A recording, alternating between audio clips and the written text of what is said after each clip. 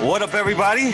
It's the Sports Chasers podcast coming to you live and direct. It's currently 6:17 out here in the East, 5:17 out there for my Central Coast people, 4:17 out there for my Mountain people, 3:17 out there for my West Coast people. It's the Sports Chasers podcast coming to you live and direct, where there's no hot takes, nothing but unadulterated truth about when it comes to sports. And we got a lot to get in today. Some stuff I just found out here within the last 10 minutes about people crying and not crying. So tonight, we'll talk about the NFL Week 7 in review.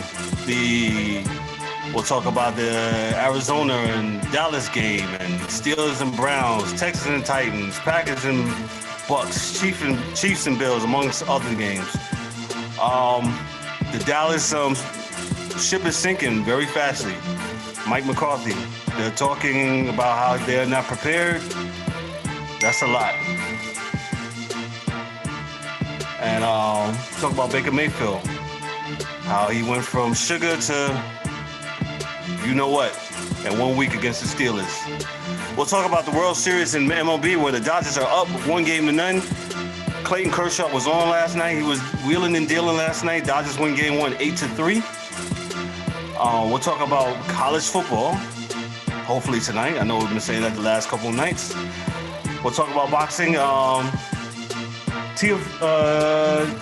Teofimo Lopez defeats Lomachenko on Saturday to unify all the lightweight belts. He's the undisputed champion. We'll talk about UFC 254 coming up. With that said, we'll meet the crew. We'll start up with the DA himself. Dorian, what's up, brother? Talk to the people. What's up? Yo, what up, everybody? Everything is good on this end, man. You know, just bringing it in, making it happen, man. Ready to get to it. My man, DA. James Eric, the angry one. What's up, man? What's good? What up, Sports Chasers family? How y'all living out there? What's good? What's good, my man? The angry one, D-Dub. He's been painting all day, man. Y'all need a painter, holla at D-Dub. Oh, it's really good. Yeah, man. I do everything, man. I'm a little jack of all trade, master of none. You know what I'm saying? And by the way, put some respect on that man's name. That's Teofimo Lopez. Oh, excuse me. Not Teofimo. Brooklyn. Yeah, put some respect on that man's name, dog. My man. Undisputed champion right there. Lightweight champion. That he is. And finally, last but not least, the late great one. He tells me that 6 o'clock doesn't really mean that we're on time, but anyway, Mike Mills, what's up?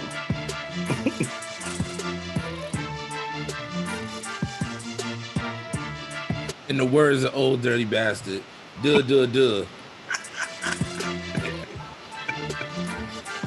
Mike Mills with the check-in, yo.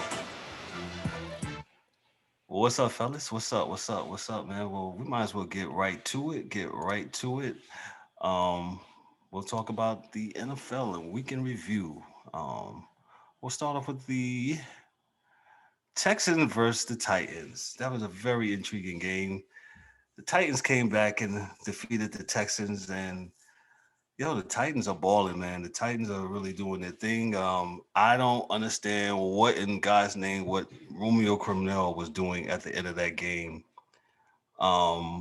Somebody please help me understand what he was doing. But no, I'm sorry. Let me segue to this. Like I said, I found out some new information here before we get to that. And we discussed this off the air before we came on. The Miami Dolphins decided to start tour this week, upcoming against the LA Rams. And it just came to my attention. The guys just brought it to my attention that Ryan Fitzpatrick, he was surprised about him not starting. Now, all this week, I've been under the impression that Ryan Fitzpatrick, he's been very supportive about Tua. He's been very in tune to Tua. He's there to mentor him. And, I'm thinking, all that stuff. DA and D-Dub, can y'all enlighten the crowd, enlighten the folks, what's going on with that? We'll start with D-Dub. Go ahead. Well, apparently, he's talking to the front, the front office, and it's like he didn't. It looked like he didn't know. The way it came across, the way they reported it, is like he was shocked by this, the switch and everything that was going on. So, But and bringing Tua. last week, oh, he's going to be such a mentor. He's his biggest cheerleader. Dog, they said that he was. That's what was reported at first. No, that's what they said, man. Right. ESPN, Fox, wherever they at. Fitzpatrick, he's the ultimate pro. He's gonna talk to him in between the plays, and now he's mad. So who's lying? Somebody's lying, right? Because they both cannot be true. To where like he was happy for the kid, it was going to teach him and get him better, but then at the same time, now you're mad. Come on, man, stop. And listen, these guys on TV can't be trusted, man. So I don't believe it's one or the other. I think Fitzpatrick, in my estimation, I mean, he knows who he is. According to reports, ESPN, it says the decision to start Tua broke his heart. So either you're champion for the guy or you're not. Right? You're heartbroken. He's heartbroken. Come on, Fitzpatrick got to know, man. And this is no disrespect. He's a professional athlete. Would never put anything past him. Fitzpatrick is there. Your starter gets hurt. He'll win you 3 to 5 games that year to keep you above water, and then he's out of there. Because if you put him in on game 6, he turns into a pumpkin. It's been this way for a lot of years. So I don't know why he's mad. Maybe because Tua is 14 years old. Yeah, well, it says it caught him off guard. So I don't understand why he is so. He knows what he is. He's been Fitzpatrick like this for several years now. Didn't Tua play last game? He played like maybe a minute, maybe 2 minutes. He was in it for the 2 minutes.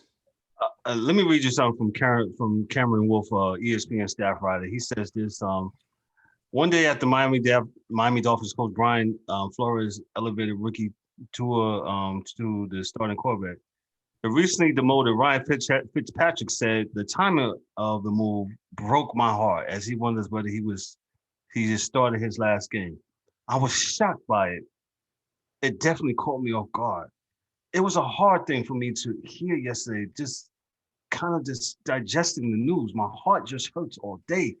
It was heartbreaking for me, Fitzpatrick said Wednesday. Flo kind of said what he said and said what he said to you guys as well. And that's the decision that the organization is going in. So,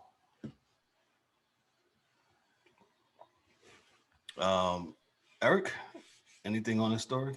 Yo, man, I don't know. There's a bunch of stuff going on out here. Because I'm hearing that he didn't know. He found out after everybody else knew. And it just sounds like to me, I'm going to talk from the football side of things, right? We all know, and I'm sure Fitzpatrick knows because he's been doing it for a very long time, that he's the bridge, okay? That's what you brought in for. You're the bridge for the rookie or whoever else that they got cooking in the oven, right? However, the timing just ain't right. Why on earth would you want to start the rookie now? Why would you want to start him now that your team has won, was it 2 out of the last 3? Doesn't make any sense. You know what I'm saying? They said it was because of a bye week, so it would give him a chance to, I don't know, work on things during the bye. Yeah. I don't agree. I'm just telling you what they said. True. Yeah. I'm going to just say this. The game that they have when they come off this bye and they're going to throw the young pup out there, he's facing Aaron Donald and that ridiculous front line against that ridiculously bad offensive line in Miami. So, again, I get it, but the timing is off. And Fitzpatrick, I'm going to say this too, to all these athletes out there, all these professionals, when news break, whether you lost your job or you get demoted or anything, man, whatever you do, don't go to no news reporters on how you feel. Don't type up paragraphs on Twitter and hit send. Don't do it, man. Don't do it because you will get killed for it. Hey, man, just take it on the chin. Go on the coffee shop. Get you some coffee. Cry it out, but don't hit send, man. Don't do it. Yo, and one more, and I like Flores, right? But I just don't think this was the move to start him as of right now. That's just me. Again, I'm kind of old school. Let these players sit and soak it all in, as opposed to just throwing them out there. Now, it works for some, and you might get some where you catch lightning in a bottle, but it doesn't happen all the time. So, I just wonder: is this just Flores's idea, or is this coming from ownership? Well, I if I was Flores, I wouldn't own any decisions like this. Makes no sense. Either way, you're going to lose. Whether you make the decision or someone makes it for you. At the end of the day, the coach is going to get fired, right? So, in my opinion, I'm just wondering, like, if this was a shock, like, whose fault is this? Like, because my thing is, either you got the tail wagging the dog, meaning you got the fans, hyping up about, well, Herbert is starting and he's playing well, and the other rookie, which we know means absolutely nothing because each team is its own situation. So, if Herbert has a different team than the Dolphins, and Joe Burrow got a different team than the Dolphins as well. So it's going to be different wherever you're at, I don't, and maybe I'm just a goofball, man, and I'll take that, man. I'll eat that, because I just cannot believe that a professional organization worth millions and billions of dollars are making decisions based on what the next man is doing. That has got to be the absolute dumbest shit I've ever heard in my life.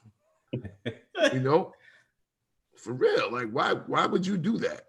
It's like our grandmother say, oh, well, you going to jump off a bridge. You going to jump too? No, grandma. Okay, then. Well, come on, man. It makes no sense. It's a copycat league, is it not? Yeah, but golly gee, Mike, and you could be right. Like I said, I could be wrong. I'm with you. Go ahead, Mike. Don't make no sense. Well, let's start off this way. Let's start like this. Look at the Dolphins. The Dolphins are 3-3. Lost to the Patriots by 10, which that game was a little bit closer than 10 points. If you watched it, they lost to the Bills by 3, and they lost to the Seahawks by 8. All teams they had no business even being close to beating. They wasn't supposed to win those games, but they fought. 3 games they won. Niners in a blowout. Jets in a blowout. Jaguars in a blowout. All games they were supposed to win.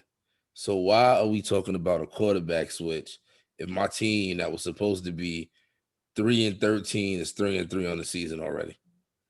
Why? We're not talking about one in the Jets land down the street. Why are we not talking about one over there where it need to be? But we talking about starting Tua. Now, Fitzpatrick could have got told, we need you for a year. We're going to let him learn, give him some time. If that's what actually went down, because I could see that happening. They're telling him, we're going to use this season to get him ready. Maybe they thought he's a little bit ahead of schedule, but you still don't take away the hot hand. Why would you take away the hot hand if I'm winning all these games that we weren't supposed to be winning? They second place for the division. I think they behind the Bills, a game? Bills lost their second game? Correct. They behind by a game. Why mess up the formula? I would have bridged the gap just like how they've been doing. Fitzpatrick is probably good for you for a good 6-7 games. 8 the most. And then assess there. Assess at the halfway. What are you doing in 6 games in? And we got a positive record. We 500. Exactly. That's not a 500 team. Look at the Dolphins. Nothing about that team screams 500. Let Fitzpatrick play it out. I agree, Mike. When they made the switch, it kind of shocked me too. I was like, yo, they got Fitzpatrick going, and I'm of what D-Dub says about, let's go back to the day, and don't mean to sound like a dinosaur. Yo, let the new person learn behind the older guy, the apprentice, and just work it out from there. But now we live in a league, and Mike, you just said about it being a copycat league, hey, we gotta get in right now. We gotta start the person right now. And lo and behold, as we can see, the Dolphins has messed up a couple of quarterbacks. Killing careers, man. That's what it's called. Killing careers. Adam Gase has almost messed up Tannehill. Tannehill was able to revive it in Tennessee, but he's definitely giving messed up what's his name career with the Jets. I always say RG3 is something else, and you know, I don't know. Killing careers. And see, my thing is like I know it's a copycat league, but it ain't for everybody, because ain't nobody else. You got to have the players too. I bet you everybody would like to have a Henry running the ball like that. But if you ain't got one, you can't do it. Well, I know we said no basketball. I'm sorry, E. I know we said no basketball, but all these major leagues is copycat leagues. Look at the Warriors. They wasn't running around shooting 3-pointers and all this stuff. And look what happened. Steph Curry come along and Clay, and now copycat league. Even all in these that leagues. though, even with Trash. that though, as we think about it, and I agree with you, Michael, it is trash. But even with that, yeah, you can only do what the Warriors did if you got those two jokers shooting. If you ain't got those two, it ain't gonna work. If you Right, but everybody else trying. You see though, yeah, look at the Rockets. Rockets threw away their big man, and now we're gonna shoot the lights out. And that's why them guys got fired. That's why all them guys exactly. And you see why it didn't work. So what I'm saying, so you got my man Henry, who's out there. He run for 800 yards almost the last 3 games. Not everybody can do that because not everybody has an offensive line that's built. I'm not saying they're a great offensive line. They're a great run offensive line. And they got a running back that know how to hit them holes. And a lot of dudes really don't want that smoke. Right? So that's a totally different line than they have with New Orleans, which is a good offensive line. But they're different because Kamara is different from him. I agree. But my thing is, if you don't have the team, and you don't have the players, why are you trying? What would make someone force you into doing something that you're not trying to do? That's what I'm saying. And you're right. I'm just saying it's stupid. It is. I agree it's stupid, but what are these people? It's easier to follow you. Easier to follow them 6 niggas over there that just, let me follow them. Let me see. They got the blueprint instead of coming up with your own game plan. This is what happens. This is what happens when you don't have no vision. You know what I'm saying? The ownership, you just gotta look at ownership. You know what I'm saying? You obviously don't care about the product, because if you cared, you wouldn't want your product to look like everybody else's. You would want yours to stand out. You know what I'm saying? Especially when you don't have those same pieces. So, and special shout out to Mike Vrabel. Seemed like he the only one out of New England that knows how to coach. Did he coach under Belichick? Did he? Yeah. He played under him. I know he played, but did he coach under? I think that's a whole different. He was a assistant. He wasn't assistant. I think. Yeah, assistant to the defense. He wasn't a coordinator under Belichick. That's the coach. With that said, with that said, Tua's going to be the starter against the LA Rams, and we'll see how that works out. He's going to get beat up. The next game we want to talk about, or the next, I guess, thing we want to talk about, the Dallas Cowboys. The Dallas Cowboys on Sunday afternoon, not Sunday afternoon, that would be Monday night, got stomped on by the Arizona Cardinals, who are now 4-2, 38-10. The Cowboys are a mess. The players say the coaches are not prepared for each game. They're not prepared for the game plan and none of that stuff. And the coaches saying that the players ain't prepared. And Mike McCarthy is saying that we're willing to work it out and we have something to work out. DA has said this on several occasions, that this deal was inked by a sleepover between the owner and the coach, man. The owner and the coach. And DA, go ahead and talk. I don't care if it's the truth. You don't say no dumb stuff like that. One, right? Because it shows you're not doing your due diligence to hire the best coach. So if you're not willing to work hard to get the best person in there for your team, why should anybody else on your team work hard? Because if you're not taking it serious, why am I taking it serious? And this is where the Dallas Cowboys have their issues. No one else thinks that they're taking this seriously either. You got Randy Gregory, and listen, I hope the boy gets back on point. Whatever his issue was with those substances, he got out of the system at least during the season because he was a good player and he could help them. Anybody could help them, but dog, you keep doing these things with these types of guys, halfway hurt guys, bringing back old boy last year, the tight end who was running slow backwards. Like, listen, you're not really trying to build a team. You're trying to build a reality show. That's what he's trying to do. He's trying to be like his boy Don and get a reality show because he's not trying to run a football team. You know what I'm saying? Because the last football move he made was inking those guys on that offensive line. After that, with a few here and there choices, he's blown the whole thing up. You give Zeke the contract, and I got nothing. Listen, fumbles happen. It's a hard sport. You get paid a lot of money, dog. You can't be putting that pill on the ground. You know what I'm saying? Twice. You can't, man. I think he's got 5 this year already. And he never fumbled at the Ohio. No, he never fumbled. Which means to the point that maybe that their heads are not right, period, as far as the team and the atmosphere and the things going on in the locker room, getting dudes prepared to play. Because if the coaches aren't prepared, sure enough, the players ain't going to be prepared. You know what I'm saying? And you're going to, mess up CeeDee Lamb young career, because no one is getting them ready to rock.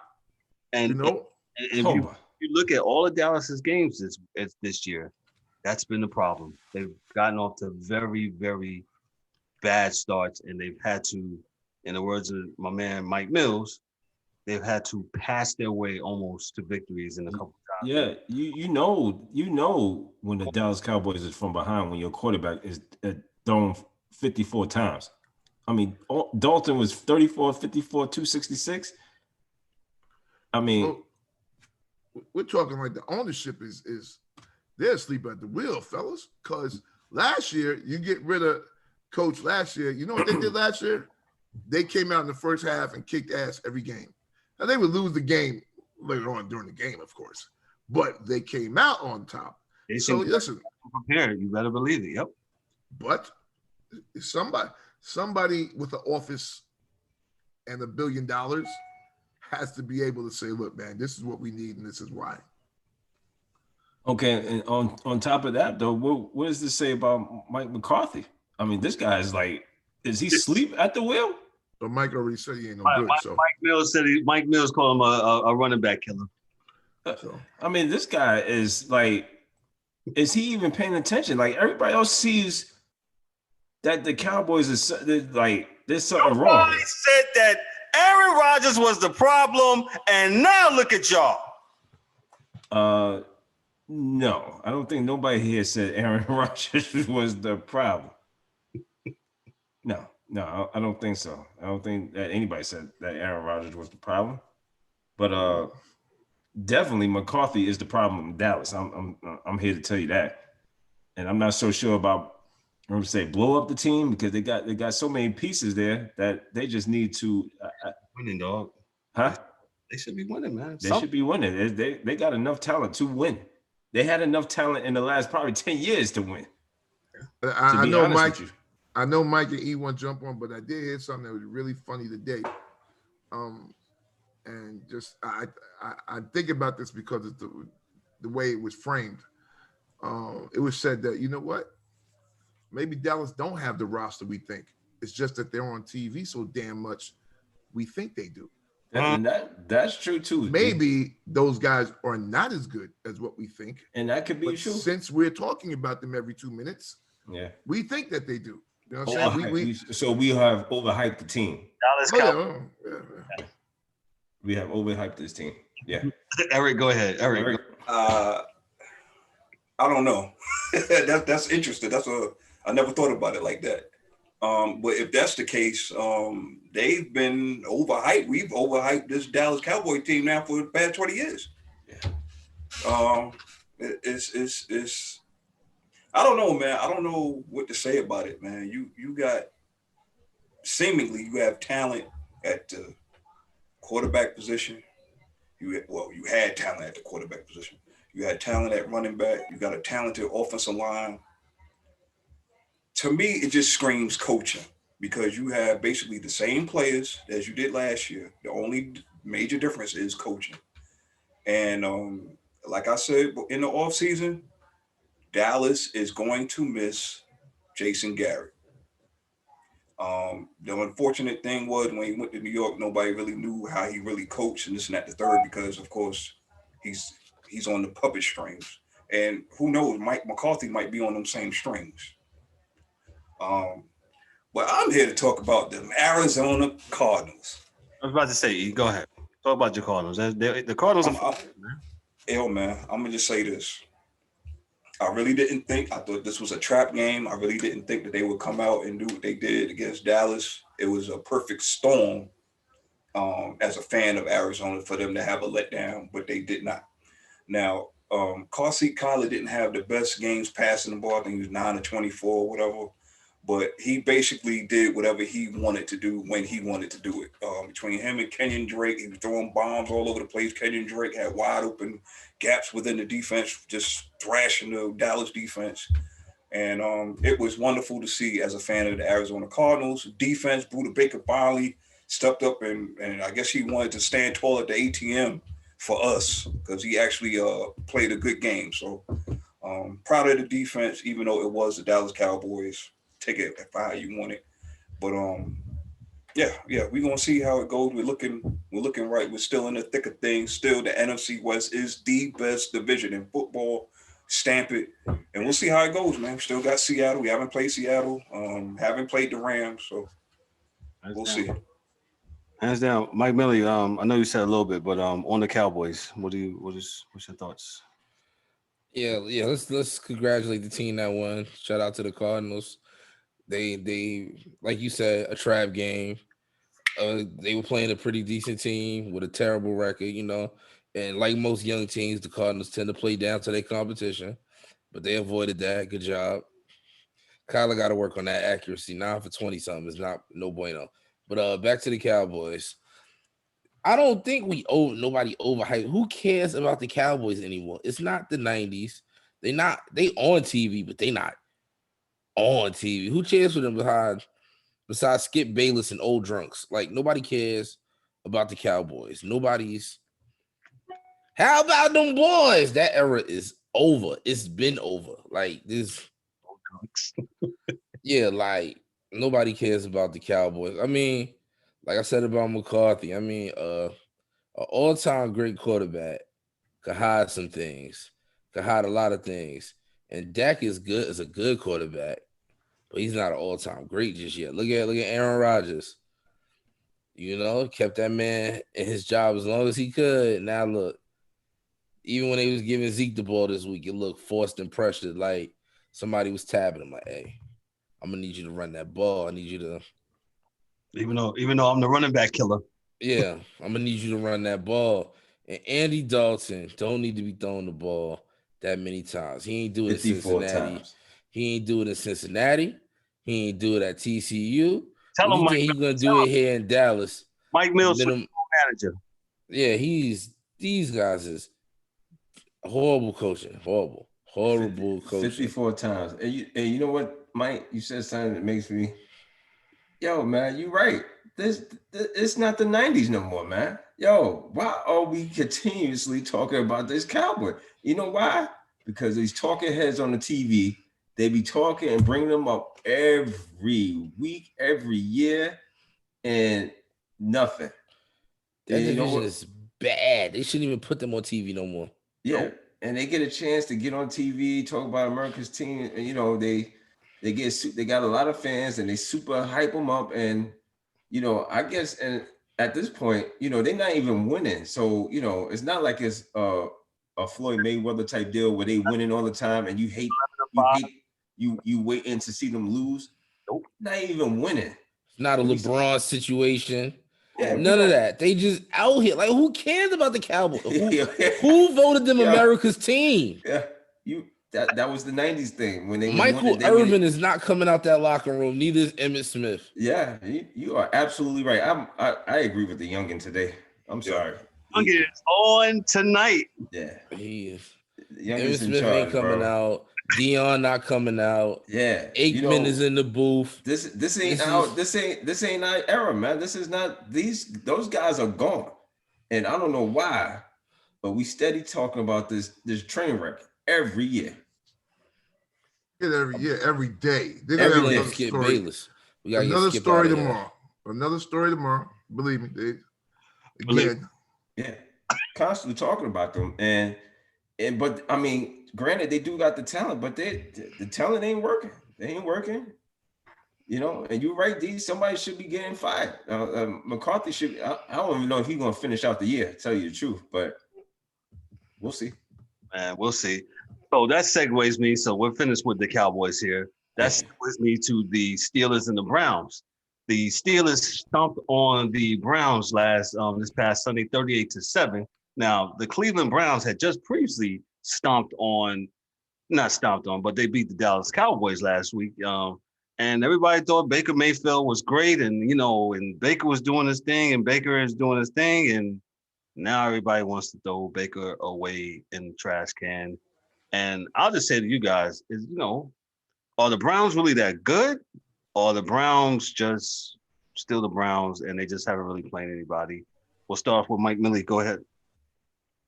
They're playing Mike Millie. They play with the Ravens. So. I have a phrase I've been using these last, as much as we talk about football. The Lions is going lion.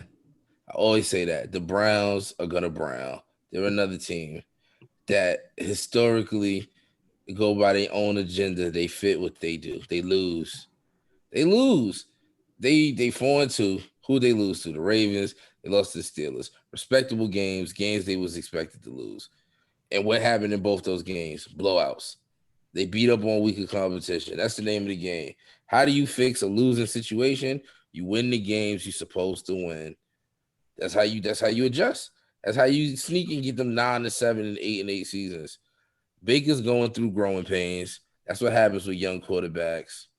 But because of a certain melanin deficiency, he's going to get a whole bunch of chances, unlike Jameis, because they was pretty much in the same club. He was 20-20 last year, even though Jameis was 30-30. Growing pains? No. I'm not going with that. All young quarterbacks go through growing pains, man. Yo, go ahead. Go ahead. Yo, like I said, due to his melanin deficiency, he's going to get a bunch more chances than some other guys are going to get. All right, Mike. Let D-Dub go ahead. Go ahead. I just think Baker Mayfield's time is up, man. I don't believe him. I didn't believe in him. You guys said last year that Baker Mayfield was going to be that quarterback. No, sir. I didn't say that. Yeah, you got the wrong show, dog. You talk about the sportscasters out there in Wyoming. Yeah, it wasn't us. Because they know I never gave Baker Mayfield any type of support or other than he's here, okay, let him play. But he came from Oklahoma, is that correct? Was drafted, and I had a problem with it. How do a guy come from nowhere and then all of a sudden skyrockets up into the draft? And nobody even heard. I mean, you've seen a couple games, but he ain't played nobody. I think me and DA, we talked about it. DA could talk more about it. He got a lot of a bigger thing with them is that, and this is even for Kyler. It works for Kyler because he has a coach that's wanted to coach him since he was in high school. So Kingsbury's probably dreamt about this for months, years. What if I had this little bow-legged dude? I swear we did that. The thing with those dudes is that any quarterback that's coming out of Oklahoma, it really don't matter because they don't play defense in the Big 12. None. So everything you see there is going to be inflated. Everything. See? Even CeeDee Lamb. Like, they don't play defense there. Like, they don't. So that's what I was saying. I'm not really sure about this guy and how they pulled him up. But, hey, he fought. He went on Texas Tech. He was he walked on there, got a spot. transferred out of there, went to Oklahoma. Listen, the kid can play. He's in the pros. We respect it's just it. Yeah. I just think the reality is that the team dynamic is just off, man. But to Michael's credit, for a young team coming up, and this is what they are, regardless of how much they're wrong, they are still a young team. But for a young team coming up, and I say this being a 49er fan from way, way back, that's how you start to become a championship team. When you start winning the games you're supposed to win. Because, you can lose the games they're supposed to lose to the Ravens, and they're supposed to lose to Pittsburgh, right? But on their way up, yeah, you got to just beat the teams you're supposed to beat. And then next year you start winning some games that you really wasn't supposed to win. And then 2 years after that, you're probably pretty close to a Super Bowl. Because that's the way it always happens for everybody. It happened to me, my Niners that way back in the 78 and then 79, and by 81, we was winning one. So what you're telling me is that they should beat Cincinnati this week. Yeah, they should. Yeah, they're a better team. Rosters win. In football, rosters win, man. Mm-hmm. And if you got a right roster, and they do, this is not like the Cowboys who no, this is a legit ass roster. Look at the names, man. Like, they're serious. Mm-hmm. Even if he just hands the ball off, they can beat Joe Burrow and them this week. They just got to play defense against Joe Mixon. But otherwise, they should win this game because they got a better roster by far. They should. And we not only saying they're going to win this week, I'm saying DA for my assistant GM position. Thank you, little brother. I just want some box seats. That's all I need. And if they lose to Cincinnati this week, boy, I'm telling you. Now we'll see if they lose because, say, he turns the ball over 4 times. Oh, he's getting benched. He's going to get benched. Right? It's on him, right? But, this is another part of that. I'm sorry. When you saw the way the coach and his story about, I took him out because we didn't want him to get hurt. Man, what the hell y'all ever cared about that? Yeah, really. Come on, stop, dog. Just beat. Any given Sunday, Cap.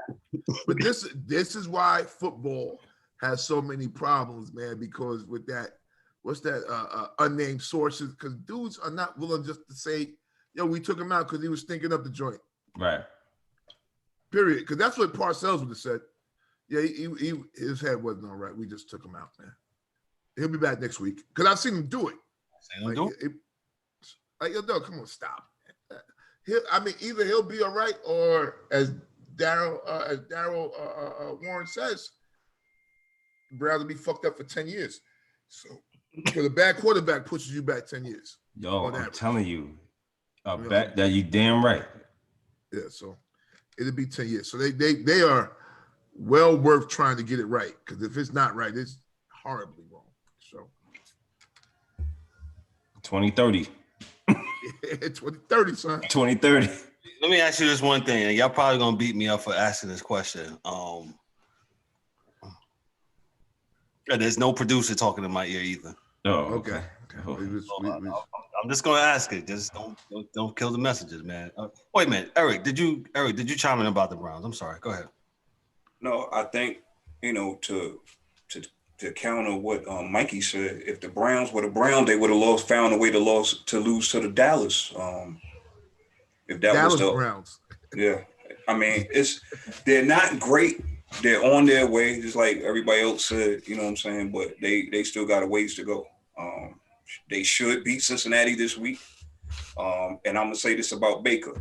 I don't really care for Baker like that, but I'm the quarterback guru, so I gotta say it like this, man. Baker is worse off than Sam Darnold, because Baker's had how many coaches, how many offensive coordinators? So it's the same thing. He just has a better team.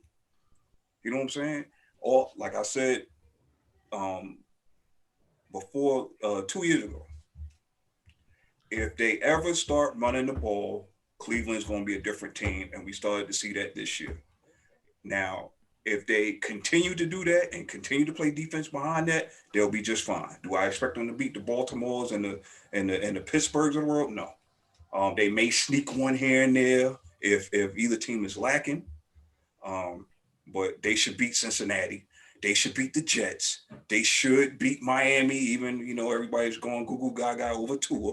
But we'll see. We'll see. That's all I got. What's your question, Kev? My question is, Odell Beckham. He had. I'm reading this stat here. He had 6 attempts. Baker threw to Odell six times. Is Odell Beckham? We clearly have not heard anything about Odell's out there playing. He's playing his game. Is this hurt? Is Baker hurting Odell Beckham's his playing, not his playing time, but just his ability to win? Can that be fixed? Can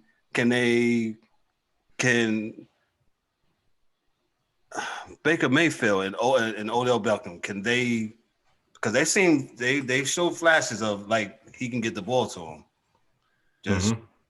Just anybody can this work, or does they need to separate, go their ways? But I think I've answered my own question. I think like Eric said, Baker Mayfield has had 3 coaches and 3 offensive coordinators within the last 4 years, 3 years, and that's a lot to counter.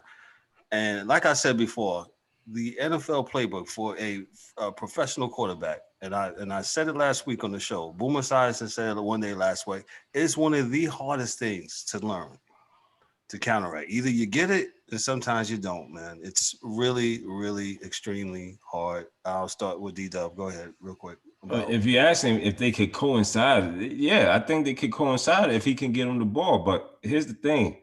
The Browns got to figure out who the hell they are. I like it when they running the ball. When you got Nick Chubb and you running the ball, and then your defense, you got Garrett on the defensive line. Yo, you got a pretty good defense. Yo, that should be your who you are as a team. To me, it should be run the ball. They don't have no defense, huh? They don't have an identity. They don't. I don't feel like they.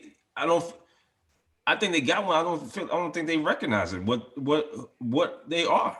You know who got one now? And well, that's be the next one we'll talk about. Tennessee Titans. One more thing though. Absolutely. Just to piggyback on what you're saying, and this directly correlates into Nashville, is that the thing with Odell and the Browns, the Odell thing is a total team thing. It's not a Baker thing. Mm-hmm. So with Baker, right? So if you're saying, look, we're going to go to Odell, because that's like, listen, Landry is an all-star. Odell is better than that, right? But if you're not going to throw the ball X amount of times a game, you should have never got him. Mm-hmm. You could have took that money and spent it on some other linemen because you're going to run the ball. Mm-hmm. That comes from not having an identity at the top. As to say, this is what we're going to do. These are the type of players we're going to get, and this is why. I say that because if you know me in the 80s, I knew who the Niners were going to get in their draft because we ran the West Coast.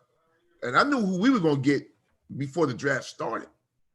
Because we need this, because we do that. We never needed a Mike Williams Megatron guy. Never, ever, ever. They don't fit in my offense. We're going to do what we do. That's it. Well, I will say that. Oh, go ahead. Go ahead, D. Go ahead. I will say this. To piggyback off of what DA said, they should have never got him if this was the case, but he came before. You know what I'm saying? So now they're trying to fit everything together. They're trying to put all these ingredients in a pot and start stirring. And they got a couple of lumps in there that they gotta smooth out, but they should be fine. This is why you need some kind of offensive. We talked about this from time to time off air. This is why you need an offensive coordinator that has some kind of imagination. Now, nobody on everybody was having fun and high-fiving, and well, maybe not high-fiving with the COVID, but everybody was dapping and doing all this other stuff when they was running wild on Dallas. This is because they got imaginative. They got they're still young. And they got Landry and Odell the ball without actually throwing them. It's you target them the ball, throw them some screens, throw them some slants. There's other ways of getting them the ball instead of Baker dropping back 7-10 yards and looking for Odell doing the streak. There's other ways of doing it and more effective ways at that. Should be very interesting going down the stretch. Like I said, the Browns will face the Cincinnati Bengals. They should beat them. Should be a win. Should be a win. But we'll see.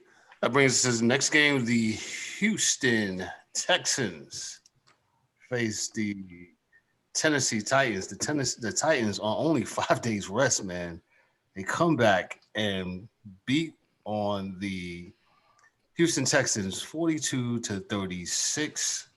And Derrick Henry again run like it was no man's business, man. Henry, let me get his stats here real quick. Derrick Henry was 22 carries, 212 yards, 2 TDs. Tannehill was 30 for 41. He tossed 4 TDs and threw an interception.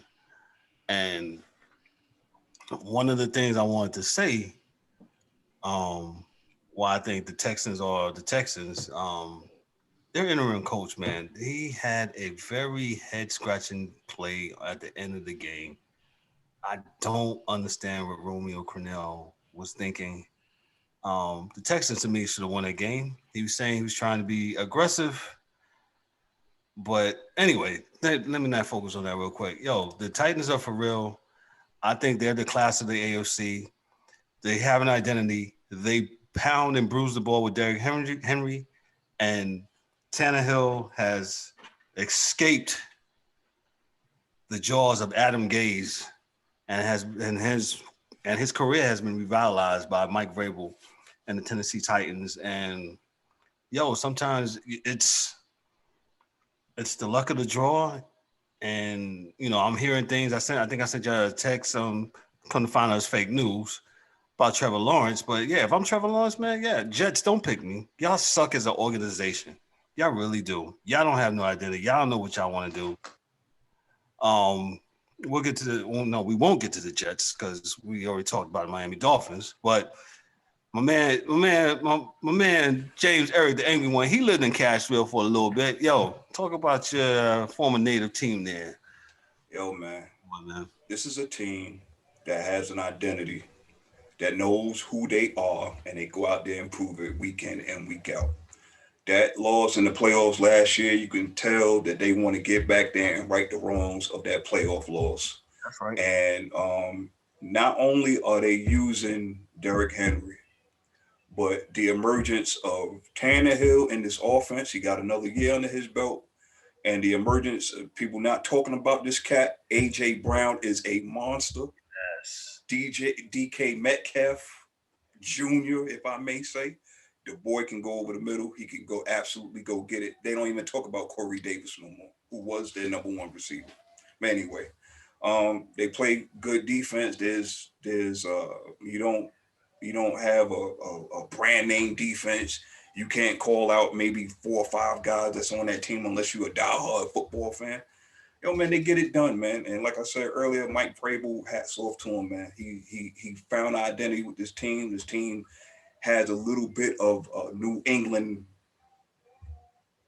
must on them, if I want to say. You know what I'm saying? It's just a chippiness about them that New England had back in the 90s and in the early 2000s that carried over with this team that resembles to me. So it's going to be interesting to see how they going to pull this off, man. And Houston, like I said, man, your man Deshaun, my man, you got that bag. As long as I don't hear you on social media anywhere crying about, oh, we ain't got this or we this or that, man, just take your lumps. You're still gonna be good. You're still technically still the class of the South. I mean, we got Phillip Rivers, you got Tannehill's playing good, but I'm talking about for the future. He's still the class of that division quarterback wise. So we'll see how it goes, man. But Tennessee's on the roll. Eric, what do you think about Crennel's play calling, going for 2 instead of? I don't understand it. I do from a sense of you trying to get a joke. You know what I'm saying? You're just gonna. I wouldn't have, nobody that I know would have, but he said, why not? We're what are they? 1-3, 1-4, something like that. Yo, man, why not? But I wouldn't have. So when they're holding the playbook like this and they're looking at the probability, the analytical probability factor of Should we go for 2 or go for 3? What are you thinking? And anybody can answer this question, guys. I don't think Romeo Crennel does analytics. Nothing about him screamed analytics. Let me tell you, he was thinking. Let me tell you, he was thinking old school, nuts in your hand football. I'm gonna get my name. I'm gonna turn this interim into a head coach job because that's a boss decision. That's a boss decision. I'm not worried about my contract. We're gonna go to 2-4. We're gonna turn the season around because they got the ghost of Phillip Rivers in Indianapolis. His arm gonna fall off, and the Jaguars are the Jaguars. So we're gonna catch up. We're gonna steal this, and I'm gonna get a head coaching job next year. But unfortunately for him, the gamble failed. Yeah, and he won't be head coaching next year. He won't be nobody's. He won't be nobody's coordinator next year. I'm surprised he's still working. He ain't been good since he left the Patriots. Look at that. Another Bill Belichick offspring somewhere. But he ain't been good since he left the Patriots. He couldn't fix the Browns back in the day. He's gonna not be there in Texas next year. Belichick couldn't even fix the Browns when he was there, but I digress. But D-Dub, go ahead. D-Dub, you was champion. What can I say? Yo, Tennessee is. Yo, listen, I think we're going to put some respect on Ryan Tannehill's name, bro. That's right. For real. His last 14, 17 games has mirrored Mahomes, man. So if you talking Mahomes and you comparing these numbers, the numbers are almost similar, mirrored. They're almost exactly the same. So, Tannehill's playing good. They got the run game. They got the identity, like E said. Yo, kudos to Vrabel for what he's doing as a coach and turning that franchise around. The Texans, I don't know. Yeah, I agree with Mike. Romeo Crennel was trying to, it was 1-4, and he's like, yo, man, what else we got to lose, man? And I know it looked weird, but he said I'm gonna go for it. So yeah. Other than that, you talk about Watson, man. Watson had a good game, man. 28 to 37, 335, 4 TDs, no interceptions. I can't be mad at that, So this is the direct result of, like Eric said, get in the bag, and when you get the bag, and then you had a coach who just traded away your best wide receiver, and you really ain't got much to work with. And I don't want to hear no more about what's my man's name on defense here. What's his name? JJ Watt. Yeah, he got his PTO is coming soon. Yeah. I want to shout out Will Fuller. He's out there looking like a number one receiver. He's out there healthy, and he is balling. What is about Hopkins is gone. Hopkins gone. He's out there balling. Shout out to Will Fuller. Like I said, I'm gonna just say this real quick. Like I said, Will Fuller can be a very, very good to great receiver. When he's on the field, he's as dynamic as anybody else out there. However, inconsistent. He hasn't been hurt yet this year. No, his days are coming. I don't wish bad on nobody, but it's coming. No, I agree. I agree. I like the cat, but right. He sometimes at times he just be inconsistent with me. You can't really do nothing with somebody who's inconsistent, especially on the ball field. So he looking good right now. He's looking good now. So giving the man his flowers like you can smell them. Shout out to Will Fuller. He out there balling. Yeah, what's your thoughts on this game and the Titans and the whole thing? Titans are for real. They do what they do. Romeo made a boss move. It didn't work. He shot his low. He's like, listen, when they fire him, he can walk out there with 2 fingers up in the air and say peace. I did what I could. I'm good with it. I feel bad for the Sean, but it is what it is. Okay. Thought DA would have a little bit more on that, but the next game hold on. Before we go on, I want to shout out to bad tackling because Derrick Henry went up the side of the field at 8 miles per hour, and none of them boys even attempted to catch him in overtime. They was just business decisions. He was like, he running. Nah, they seen what he did to your man. Mike, they don't want that smoke, bro. Listen, what's your man named? Josh Norman. They professional didn't want to athlete. get Norman. B. You better go. Two of y'all jump him. Mike, What did you do when you was a kid? If you didn't win that fight, you went to go get back up. Jump him. That's easier to said than done. Whatever. Back then, the kids wasn't 250, 60 pounds. Until he carrying you and your friend. Then it's like, I'm gonna get a slingshot, slay Goliath. I ain't running from him. Go get some help. Jump him. It should be 3 people spine just watching him all play. Get bigger him. than the linebackers, bro. You think the corners is going to tackle him? Nah. Somebody better go get. He shouldn't have made it that far. He scooted up the sideline. Scooted. Hey, dog. Scooted. That's a big man. He was looking like Cam Newton. You know, Cam Newton be taking them little hop skips. That's what he looked like running up the side of the field. So shout out to bad tackling. Shout out to bad tackling. The next game we'll move right to on is the Tampa Bay Buccaneers have moved to 4-2. They defeated the at the time the undefeated Green Bay Packers, who are now 4-1, 38-10. Tom Brady and company have overcame their Chicago gaffe, where Tom was thinking it was 4 downs and 3 downs, and it was really 4.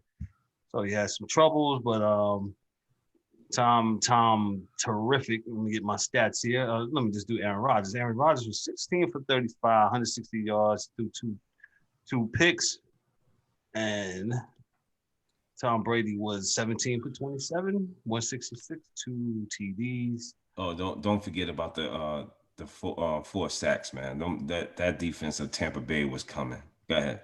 Tampa Bay looked like that defense that won that Super Bowl that year with Chucky. But with what's his name players though, as I might integrate. What can you say? What do y'all think about this real quick? Let me put this out there before we chat on it. I watched some of the game and looked like when Rodgers got that pick, them 2 picks, looked like he was kind of just he was like a golfer, doing, he was like a golfer, sometimes with a golfer, instead of going for it on a par 3 or a par 4, oh man, let me just lay up. Let me just hit lay up and just play it safe. Hey, sometimes you gotta do it that way, man. You know what? I don't really take too much out this game, man. It's early in the season. You guys said that Tom Brady was the man. I've never said that. I've never liked Tom Brady, but I think he can play. I think he's been on a great team, and he's probably been along with having talent. He's been with a great team and had great players with him. But this game, defense bailed them. They played real hard on the defensive end. Tampa Bay ran the ball better than they have ran the ball, I think, all season. Mm-hmm.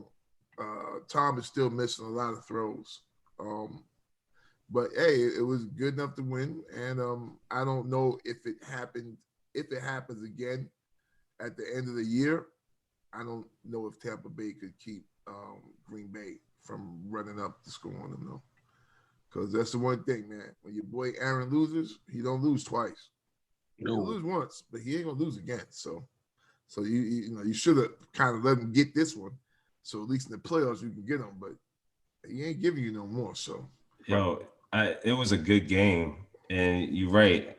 Up until I felt like Green Bay had control up until those 2 picks, man. The first pick, you said, okay, first pick, but that second pick, and he took it all the way back, and it was like, then you just see like Green Bay just seemed like they just all the air just kind of went out, and they just started. Absolutely.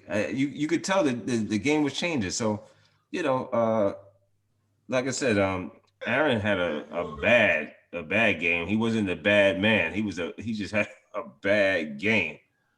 I wonder if them dudes stopped running routes because he had that look like, yo, dog, if you just would have ran the route, I had you. Oh, you talking about Aaron? Yeah, like his receiver. Yeah, between him and Adams, it seemed like they was off. They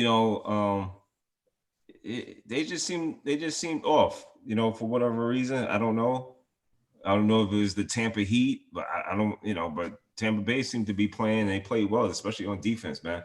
Tom had like his game was, it was okay. It was 17 to 27, 166 yards. Pedestrian game. It wasn't like anything lights out. Ronald Jones played great. He ran the ball good. Other than that, Somebody's praying. Somebody. Pray. Yeah. Somebody's praying. Jesus. Pray, Uncle. In the background praying. But I mean, Aaron Rodgers is good for one of these games, man. He always have a game like this during the season when he don't look his best and the Packers look defeated, and then he say something, relax, calm down, and then they go back to winning. That's what the Packers do. But after the Buccaneers defense went down 10-0, that's how you bounce back. They look like they was genuinely insulted and disrespected. They bounced back. They played defense. They put the offense in good position, and Tom Brady handled it from there. Yeah, accordingly so. Last game we want to talk about, and we'll finish up with the NFL. We've been on this hour. The Chiefs and the Bills. Thought the Bills would get this one because they was at home. With some sparse friends, but the Chiefs wind up beating the Buffalo Bills here. Hold on, I'm trying to pull up the score here. Need an engineer. 26-17. 26-17. Thanks for stepping the E. And good game here. I think the Bills will bounce back, but the Chiefs they're the Super Bowl champs, and they're Super Bowl champs for a reason. They overcame their last game when they lost against the Raiders. And any thoughts on this game? We'll start with D-Dub. I'm sorry, he's not back. E, go ahead, Eric. I just thought that Buffalo, the first half was kind of like one of those, like the fight, the first 2 rounds, you're trying to get a feel of what the other team was doing or whatever, even though you should already know what Kansas City is about. I just felt like Buffalo could never get over the hump. Like the defense could never get off the field. Your boy Edwards-Helaire ran all over them. They would get like a 3rd and 6. Most teams, when people was getting ran on like that, they would be happy. Okay, now they got to pass. But with Kansas City, you don't ever want them to pass the ball. So it was a long day. It was a long day for Buffalo. Pull up the stats here. Josh Allen looked he didn't even look like a pro quarterback. He's 14 of 27 for 122. Like, what pro quarterback these days throw for only 122? Like, they had no answer. Like, the defense was in their back pocket the whole night, man. So they really couldn't get off running the ball, which sets up their play action. Diggs had 6 catches, but they was only for 46 yards. He couldn't shake free. It was just one of those nights where Kansas City was just locked in on both sides of the ball. Buffalo, they'll bounce back. They got too much talent on that team not to. But they really have to. When it comes to halftime preparations and adjustments, they really got to work on that. Mike Mills, what you think about that?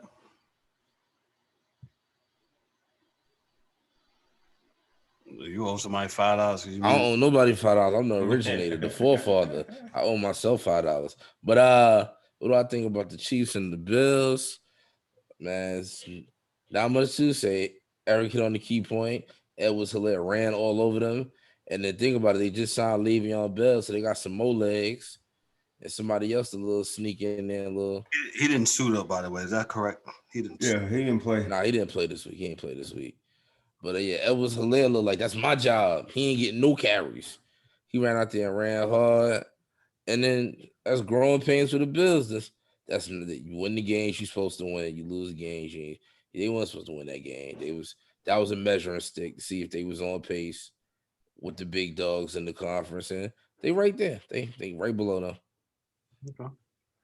DA, what you think? On your thoughts? I concur. Bad weather was probably what threw things off in the beginning. Allen had a few throws to get away from him, but they're a pretty solid team, man. Again, they're a team where you're not going to know a lot of the players. They're young guys coming in, being developed, learning and getting better. The reality is, if it goes by our formula, in a year or two, they're going to be something to really be scared of, man, because you got to beat the team you're supposed to beat, and once in a while, be lucky with a team that's better than you. So they just didn't beat a team that was better than them. So I don't really have a problem with that. I think this is just where the NFL always has been. So I got no issues with them. I think they'll be okay though, because they started defense first. So. Well, D-Dub, did you comment on that, right? On the Kansas City game? Go ahead. Yeah, I mean, it's nothing really to be said, man. Buffalo lost the game, tough game for them. Again, a measuring stick for them. And they came up with, slightly short. I don't know. Kansas City, that's a rebound game for them because they lost to the Raiders, right? The week before. So, they did what they were supposed to do. They took the L, they came right back. Buffalo is still there. They're still in the hunt, especially with that division that they're in. The Jets is god awful. New England hit a snag. I expect them to get better as they go along. They'll fix with Belichick. He'll fix that situation. So Buffalo is still in the mix, man. They're still in the mix, trying to win the division. That's the number one. That's the name of the game. Win the division. If they can win the division, they in the playoffs. Okay, so that's our NFL for this week. We'll jump right into as we got this last half an hour. D-Dub, talk about boxing. Yes. Let's go to boxing. D-Dub's our boxing correspondent. Teofimo Lopez, man, and Lomachenko, man. That was a good fight, man. Probably one of the best fights of 2020. Second, maybe second best fight to Tyson Fury and Wilder. So, that Lopez came in with the mind frame of he has to go in there and go right at him, and he did. He didn't wait. He wasn't the one waiting for the champion to come. He came to the champion, took it to him. I had it with him winning at least most for the first 6 rounds. I had him winning, and going in that fight on Saturday night. And I think Lomachenko he stated that his layoff, that 14-month layoff, a little rusty, yeah, possibly rusty. But I think that as smart as he is, he should have known better. He had to get get in the mix and get some points on that scorecard, because if you let the judges go, this is you have a 119, 106. I don't know what that lady, Julie Letterman. Yeah, Letterman's Julie Letterman. She was like 119, 101. Yeah. Guys, I got this scoring. I got a 119. I got a 117. I got Lomachenko, and I got a what? Was you?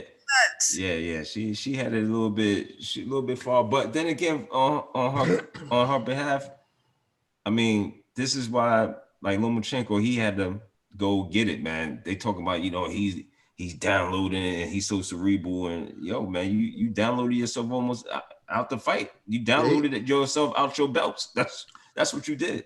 And the one thing I got given props for is, dude had surgery today. Shoulder surgery. That's correct. Surgery, Mm-hmm. And he never complained, never said nothing. It just is Facts. what it is. Facts. So I gotta show him love for that. So D, that's absolutely. I think they have to run it back. I think Teofimo Lopez had to give him and let it run it back one more time, because it was, to me, it was close. It was close going into like I said, I had him running the first half of the fight.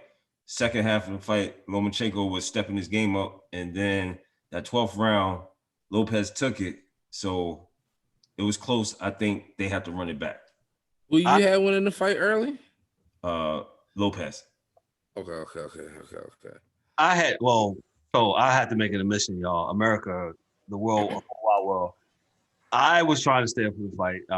This is still actually this Sports Chasers podcast is actually not my first gig. I still have a real gig, not a That real. was all good, man. But I got up that morning and went into work and I watched the fight and I scored it. I had it where Lopez, going into that last round, it was 6-5, and what's his name, Lomachenko had to do his thing in order to see if we can get a split decision or whatever the case may be. But it was a very, very good, entertaining fight. You had it that close? Well, yeah, I had it that close. What you had, sir? What was your scorecard, Mikey? Go ahead. Me? Yeah, go ahead. All right. Nah. Now I'm gonna keep it 1,000. Go ahead. Please. I'm gonna keep it 1,000. I hope this is not a hot take, but go ahead. Sports Chasers faithful. I told y'all hit me up for the link. Y'all didn't. It's all right. I forgive y'all. Won't be offering y'all no more links. Well, sir, it was free. My God. Too late. My feelings is hurt. I'm upset. But it was on free TV. Jesus. They're gonna come back around. But anyway, okay. Go ahead, man. Like you, my good man. I had stepped out for the evening, so I missed the first couple rounds. So I caught the end of the fight, and I went ahead and rewatched it from the beginning, just to make just so I could be, because like good panelists, we should be up on our craft. So I went ahead and rewatched it. Man, that Lomachenko dude, he ain't put his hands up for real till like round 5. He's walking around getting tapped and prodded and smacked around. He might have got 2 or 3 in there somewhere, but that's about it. He didn't even make it interesting till late. He deserved to lose. He looked like a bum. He need to go ahead. Oh, that cerebral stuff don't work for everybody. Whoa. Everybody ain't Roy Jones Jr. Everybody is not Roy Jones Jr. Wow. So, should they do it again? Why not? Do it again. But you need to get your hands ready. Call Mikey, like 150 to 68. I mean, nah, it wasn't that bad. I just who was it they had doing? Was they had Andre Ward who had it mad close? Like going into like the 11. Andre Ward. Ward. His concept. What is he watching? Yeah, Andre Ward wanted like a tie. I mean, I could see what he's saying. I couldn't see no tie. But it was Lopez took that 12th round. Oh yeah, he took. Yeah, yes. So it's definitely took the 12. He lost 11 though. I think he might have lost 11. Yeah, I agree. I agree because, like I said, he didn't start fighting to me until maybe 7th to the 7th, 8th round, man. Right, you can't wait that late. A title fight with titles, not one title, titles. Yeah, multiple. Yeah. No, you can't wait to the 8th round. I think I agree with you on that. I think he did it to himself. Let me get James Eric, because Eric he wrote in the text that morning. He said, "Yo, boxing has pulled me back in." So Eric, give you a little testimony about Yes. I will say that this fight has brought me out of the casual fan mode that I've been in with boxing. I just look at the scorecard on my phone or whatever fight is on or whatever. But being that y'all was talking about, I kind of got excited from our boxing expert over there, D-Dub and DA. So I'm watching this fight. And first of all, I'm like, Kev, I didn't work that day, but my goodness, staying up for this fight, I was texting everybody, yo, did I miss the fight? Am I on the right channel? What the hell is going on around it? Anyway, I'm like everybody else, man. Shout out to ESPN, though. The undercards were very good. Like I said, I had to be to work the very next morning, and I couldn't hang, and I actually just watched it on my way to work, and there you go. Go ahead. I will say, from the way that y'all set it up, right, not knowing anything about these two dudes, I'm thinking that Lopez put me in the mind of Wilder, thunderous right hand, this and that, the third. So I'm not thinking that he's a boxer whatsoever. I'm just thinking that he's just a fighter. If you go in there lacking, he catch you with that right hand, you out. Okay, cool. Lomachenko is the vet, so he's going to tap dance, this and that, the third. He's going to set him up, put him down, boom. Okay, fine. That's how it was in my head. The first 4, 5, 6 rounds, I'm like, this is the champ and he's boxing like this? And then I caught the whole thing about him being off for a year and change or whatever the case may be, and I was like, okay. But to me, if you're the champ, you cannot. And I know a lot of fighters do this. You cannot let the judges just sit back, because you're the champ, they're gonna give you a benefit of the doubt. Nah, dog, you got to do something. You got to put points on the board. You got to do something. At least I know that much. You know what I'm saying? And Lopez, from how he was described to me, and watching him fight was like two totally different cats. So props to him and his father, his trainers, his whole staff over there. They came in with a game plan, and for a 23-year-old dude to just get on the scene in the big lights like that, for him to actually stick to his game plan. Yes, he got gassed later on, but that 12th round was probably one of the best rounds I've seen in boxing in a very long time. It was very exciting, and as soon as it was over, I said they got to run this back, because you got to give the champion a chance to go ahead and call it a fluke. And you gotta let Lopez come back and tell everybody, look, that first one wasn't a fluke. I'm gonna come back and I'm gonna dominate you again. So I can't wait for that one. I was thoroughly impressed by. Let me get DA's opinion on that. Oh, go ahead, DA. It was a good fight. Mike. I think the scoring was about the same as you guys. I think Champ, I think he kind of thought it out a little too much, but didn't think it out enough, right? So he didn't put into the equation that he's coming up to fight this guy, right? So, like, Teofimo's a bigger man than he is. Correct. Which means he's used to throwing harder blows and taking harder blows. Lomachenko, his thing was basically, he'd just keep tapping you, chop you down. But what happened was, with him coming back, his blows didn't have the effect on the challenger that he thought it would have, right? And that's on top of him starting off slow, because he hit him a few times, but it was just like, all right, I'm gonna eat that. Let's keep going. Mm-hmm. And that's always something in boxing, when you see that dude eat your first flush joint, and if they keep it moving, then it's like, oh, okay. Ooh. And I saw the champ was like, okay, this guy may have a little bit more than what I thought, right? Because you're gonna take the dude. Little light, 23 years old, we got the COVID thing.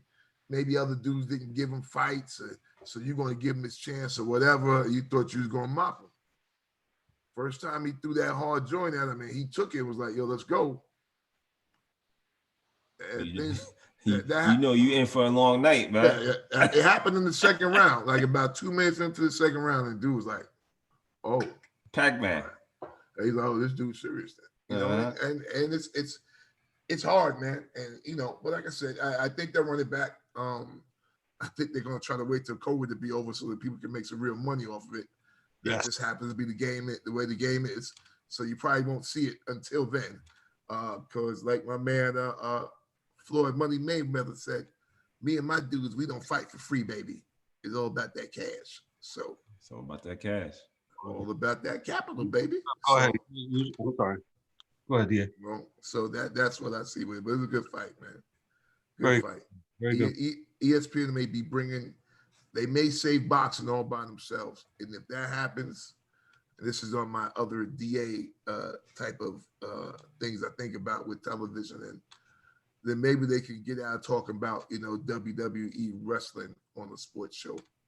If ESPN can bring back boxing, because they're doing it. Because I don't think anyone else has boxing besides, HBO and Showtime, but I don't think Fox shows boxing anymore. And I don't know if NBC does either anymore. So if they can do it, it's going to be big. It's going to be big, man, because I think Dana and them dudes in the UFC, and maybe because I'm not a judo fighter guy, their thing is becoming a little bit convoluted. It's you don't know who the champions are anymore. They no longer have those big stars in MMA anymore. So you used to watch Conor McGregor and come on this very show and talk about the greatness of Conor McGregor. Nope, I never thought. Matter of fact, dudes in his division didn't think Conor McGregor was the best. So if they're not saying he's the best, because my man Diaz was like, yo, listen, anywhere, anytime, I will knock this cat out. That's all I got to know that you ain't real. That's real talk. Yeah, so I'm like, they may be able to bring it back, man, because, that MMA thing is falling away a little bit, man. The shine isn't what it used to be. It's not what it used to be. Real quick, because we used to love boxing. Remember back in the days, have the fight parties with Tyson and all that stuff. I still do. Yeah, D-Dub absolutely still does. And if I can stay awake, I'm there too. But go ahead, D-Dub. You was going to say something.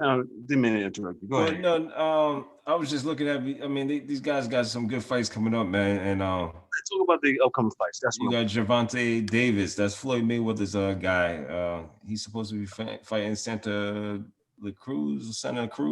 And just give the people October 31st. The boxing class and their weight division and all that stuff for the novices that don't know. So if you get flyweights. Yeah, these guys are welterweights. Oh no, they're not even welterweights. They ain't big enough to beat Floyd. They lightweights. Some of them are lightweights because they fighting at 130, 126 range. So I think that's like lightweight. Because Teofimo actually is trying to get a fight with Gervonta Davis. So it depends on how he does next weekend. Gervonta Davis is a lightweight / super featherweight. Yeah. So those guys, that division is starting to come up, man. And they start at lightweight and then they start moving up, up and down wherever they could get their good fight at. So you got those two guys coming up. Gervonta Davis, he's up and coming. So and he's with Floyd Mayweather, the money team. So he's a legit fighter. He got a ton of power in I believe both hands. He's pretty good. And so the next another good fight, you got Kell Brooks and DA's man Crawford. DA loves some Crawford. Boy. That boy. Hey, dude, keep fighting, man. Crawford he gonna fight you in the ring, outside the ring, on the way back to your car. Yeah. Yo, we gonna do it. Crawford is that dude, man. With Terrence Crawford, man. Y'all keep him in. Yo, that dude is legit, man.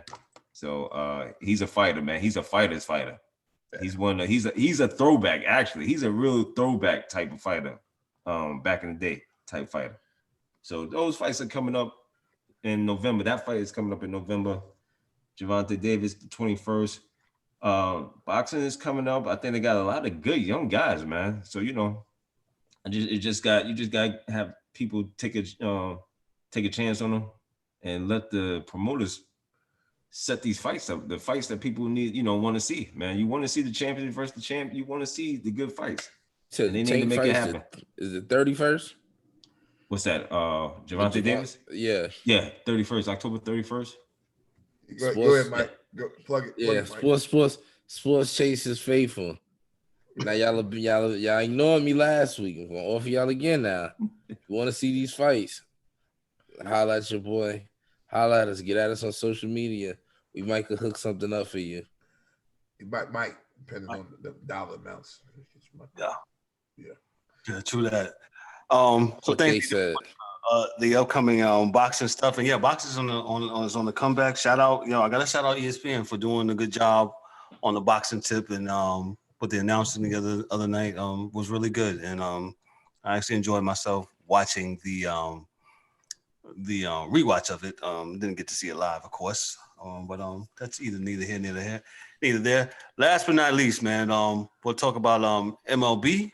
The World Series here. Game 1 was last night between the Dodgers and the Tampa Bay Rays. This is the first time since 1918 where the World Series would take place in the same ballpark the same time. The last time that was done, just a little bit for baseball historians, was 1918. Was back when the New York Giants faced the New York Yankees, and they both played in the New York's Polo Grounds. Shout out to Harlem.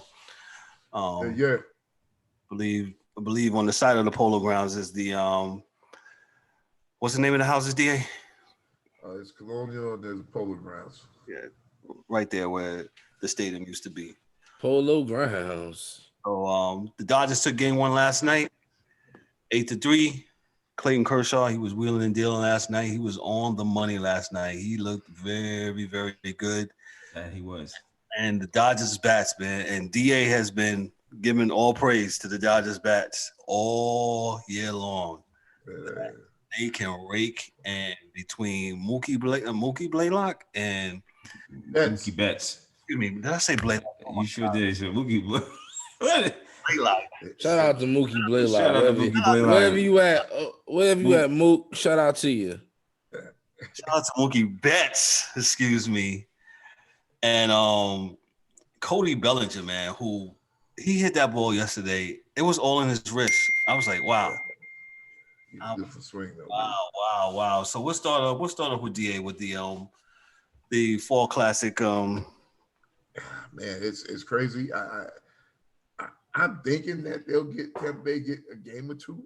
I mean, guys have already given it away, but they got some arms over there with the Rays, man. It's not like they got through this whole season with me out there. So they got some arms, and the thing is, you got to get past the first three because Mookie gets on base, and once he sets the table,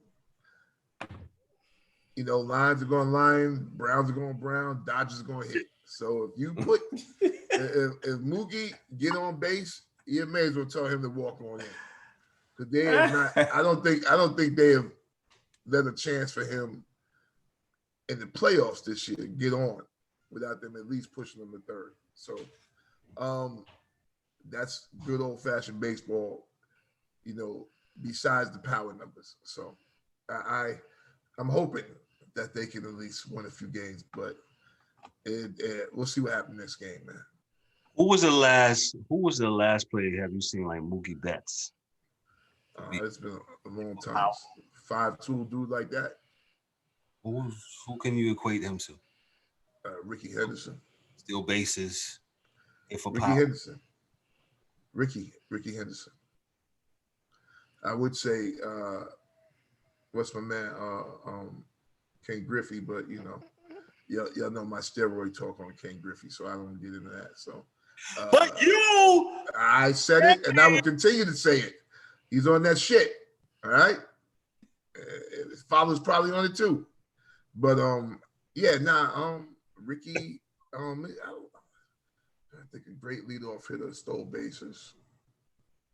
They don't really steal bases anymore, but they don't steal bases no more, and they don't bunt the ball. We talked about that on this show. No. I'm just trying to think it. I guess Ricky, if you want to throw stolen bases and whatnot, because Derek Jeter didn't steal no bases. I mean, A-Rod early.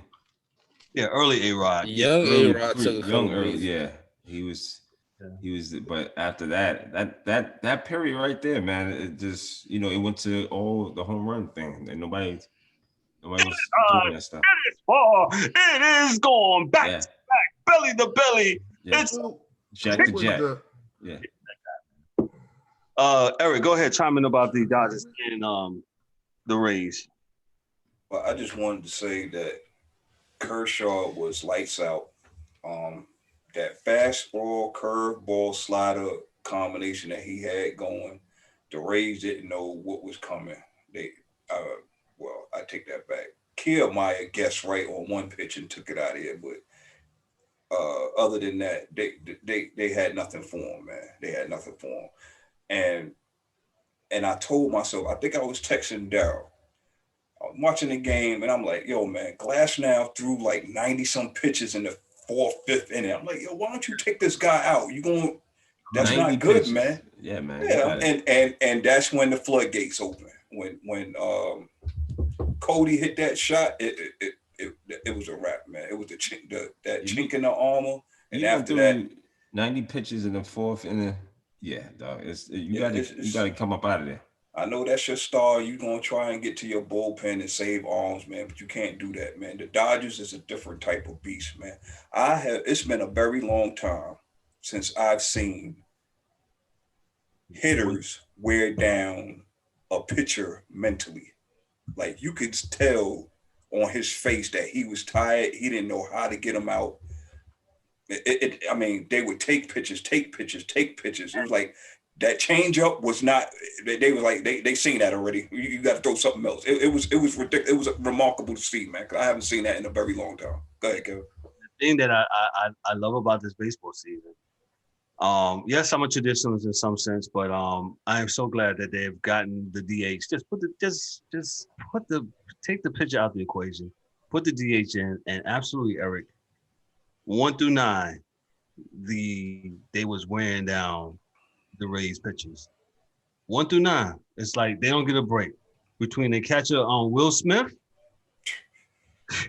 Enemy of the state. That's what I kept calling him. Oh, yo, enemy of the state, man. I mean, and he looked like he don't even supposed to be there. He don't even look like a baseball player, but boy. Shout out to Kiki Hernandez. I've always loved Kiki Hernandez and how he gets down, he plays. And last night he does again. He comes in, he pinch hits, and you know who he reminds me of? Marvin Gonzalez. Yes. Guys that you could just plug in anywhere. They'll play anywhere. If you ask the man to pitch, he gonna pitch, give you 2. Yo, man, you love guys like that, man. Love him. Is a really great utility player, man. So shout out to Kiki Hernandez and the Dodgers. Mike Mills, what's your thoughts on this World Series? That boy Clayton looked every bit of Kershaw. He did his thing. And this game 1, I mean, I think the Dodgers going to win personally. But I think the Rays going to make it interesting. I think it might go to 6. I think the Rays going to make it interesting. I don't think it's going to be a slaughterfest like it was last night. The Rays always play smart baseball. So they'll learn from that mistakes. So what? Carl Crawford. Sorry. Yeah, Rays always play smart baseball. They'll learn from their mistakes. But y'all 100%. 90 pitches by the 4th inning. Can't live like that. That's like them quarterbacks he's talking about. Can't live like that. Yeah, when they took him out, he had like 118 pitches in like the 5th inning. I'm like, come on, dog, you're killing him. He shouldn't have seen the 5th. Should have been 4 you out. It wasn't like you was gonna get the win at that point. It was get him out of there. Nobody cared about, like you said, the win. It's just the Dodgers, man. They're a very disciplined baseball team when it comes to hitting, and they just know how to take pitches. That game last night almost went 3.5, 4 hours, and they just know how to wait you out, man. They're professional hitters, 1 through 9. And MLB, if you hear me, what's the commissioner's name? Rob Manfred. If you hear Rob Manfred. I mean, your predecessors listen to other sports personalities. We're asking you. We're imploring you. Implement the designated hitter in the National League. Give some more dudes some opportunities to keep their careers around. Let's take the pitcher out the equation. For those that say, I will miss the double switch. No, you won't. No, you won't. You'll be good. They don't even do it. So how you gonna miss something they don't? Come on, I haven't seen a double switch in like 5 years. I'll switch 2 people just because anyway. I'll just switch the lineup. Just how about that? Just because. I just put the ball in the pitcher's hand, let him pitch. As we said during this broadcast today, Browns will be brown, pitchers need to pitch, right? The pitchers, I can't name of a great hitting pitcher. I can't name one of them. I mean, except what's the Chinese dude from where he was with the LA, the Angels. Yeah, Trell Willis was all right. He just didn't last long. Yeah. We was talking about Bartolo earlier. Big Bartolo, you got a couple home runs. He'll get you at least 4 or 5 times a year. I think Bartolo will get you on base and eat a turkey sandwich on the way out. But there's to me, there was a far in between. So I mean, my thing is, go ahead and just make the DH. I've been clamoring for this for forever, and that's something that they should make that happen. I think it's instead of just because to me it's like the pitcher, he's the automatic out, man. It's like, y'all guys don't bunt anymore, so. Mm-hmm. Yeah. Saying. Just saying. But I don't want to jump out the window about this series. So that was an ass kicking last night, but Dodgers. Clayton Kershaw was doing his thing. So he looked. I mean, he had an injury, but he looked good last night. I mean, you can tell whatever was wrong with him. I forget what injury he had. He's a pro's pro. Yeah, he came out there, he played well. I'm kind of happy for him because I didn't want nothing, because it's going to be, if they don't win World Series, it's going to be him on him and his fault, and they don't want to, put him in a Hall of Fame and all this other So he's a white guy, man. He's already got his pitching numbers to get in there. Yeah. He's already got those numbers. What, 300 wins and 3,000 strikeouts? For sure, he's that dude, man. He is that dude. You don't need anything else. Let's talk baseball for having numbers that could get you into the Hall of Fame. For having a set list where you can be like, yeah, I hit that criterion. Everybody else needs to learn from now. Well, you're not gonna get that criteria in basketball. Anyway, I'm not even gonna do that. Well, Go ahead. it's because they're two different sports now. So it's two different sports. It's not even the same sports. Mike, you almost had me. You almost had me. That blackout button. I told you I seen something, just shouting out baseball. I wasn't even talking about basketball. I was talking about anybody. Just like that's a good incentive. Like yeah, you got 300. You get 3,000 hits. You get 500 home runs. What's the other one we said? You get 300 wins as a pitcher. 100 strikeouts. 3,000 strikeouts. 3,000 strikeouts. Yeah, like one of those you're usually in, except for Pete Rose, who I think they should put in. Put him in. Put Pete Rose in already, man. Come on, man. Stop. Yeah, he cheated 700 years ago. Nobody remembers. Yeah, well, you know what? And it had nothing to do with his numbers. So, I mean, really. You know what's going to be the shame? And baseball going to have to deal with this shit? Is that they're going to give him his shit after he dies. And then dude's going to really be like, fuck you, baseball. So, yeah, that's something to think about. Let all of them in. Let him in. Let Barry in. Let him in. Barry belongs in. Barry would have been in before he left Pittsburgh. If you cut, I was just about to say that. If you cut off all the years you think he was cheating, the man still had better numbers than everybody else. Yeah. So yes. And them years that he was on steroid, I mean, it was it wasn't that long. So I mean, exactly to your point. He had more good time without the drug than he did with Barry numbers like Kobe numbers. They got 2 lives. Like you really could put Barry in there twice. Yeah. Like Kobe, like the 24 and the 8, you could really put those twice. Yeah. They basically the same player. You can do the same thing for Barry. Buck Showalter walked Barry Bonds with bases loaded rather than the pitch to him. That's all you got to say. Mm-hmm. That's sick. That's it. That's in the end. Sick. That was in the World Series. Yep. All right. He said, "Yo, we'll walk one in rather than him knocking 4." Mm-hmm. Sure did. Man, we're gonna go. Mike, where can we be found at? We can be found right here, right now, live on Zoom. Nah, give me 2 seconds. My phone screen locked on me. You can be found on Instagram at Sports Chasers Podcast. We can be found on Twitter at Chasers Sports. We could be found on SoundCloud at Sports Chasers Podcast Inc. We could be found on YouTube at Sports Chasers Podcast. We could be found on Facebook also at Sports Chasers Podcast. Coming, and I just want to piggyback on it. We was having some technical difficulty last night.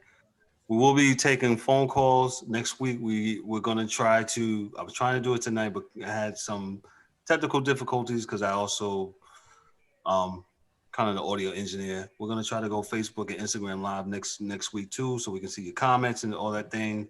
So that should be fun. We're going to try to nail it down where we can do that.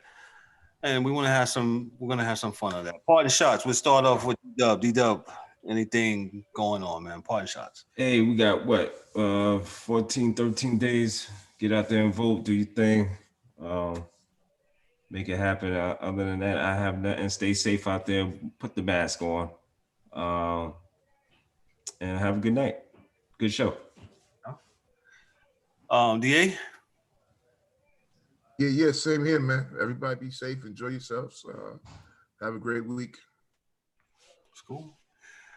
The Angry and James Eric, hey, tell my uncle thanks for praying for us. I don't know if he was. No doubt. Yo, man, great show as always, fellas. Like I always say, man, y'all be safe out there. Help out your fellow man, your fellow woman, your kids, and everything. Just get back to the village ways, and get out there and vote, man. Don't matter, yo, man.